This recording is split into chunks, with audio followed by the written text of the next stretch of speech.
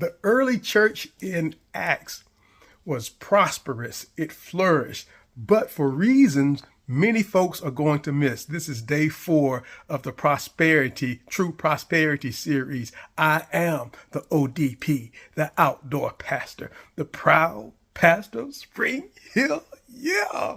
And so if you look at Acts chapter 2, right around verses 44 and 45, it talks about how people sold all their possessions and then it was distributed amongst everyone so that no one had any lack. That's why, or one of the reasons the church flourished. And at first glance, some may think that prosperity is tied to the accumulation of wealth so that, that's how people were able to receive.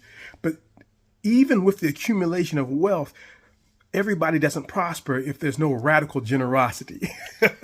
Prosperity is not the great accumulation of wealth. It is the radical generosity that made the church flourish.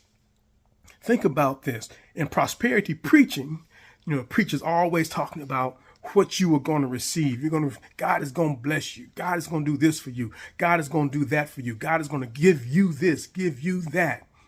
When true prosperity is actually giving. The scripture says it is more blessed to give than it is to receive. Which one looks more like Jesus? Receiving all the time or radical generosity? Jesus who gave his very life so that we all might be saved. There is prosperity in community. Tag somebody that has shown you that kind of radical generosity. That gave you something when you had nothing, that provided for you and saw a need and stepped in, that made your life better.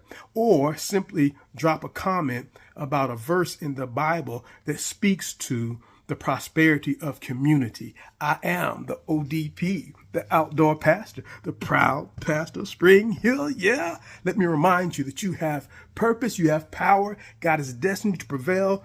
Before I say peace, check out the design on the hat. My son, the artist, hooked it up for me. There's a hidden meaning in this, but you only know the meaning if your last name is Hargrove. I will holler at you later. Peace.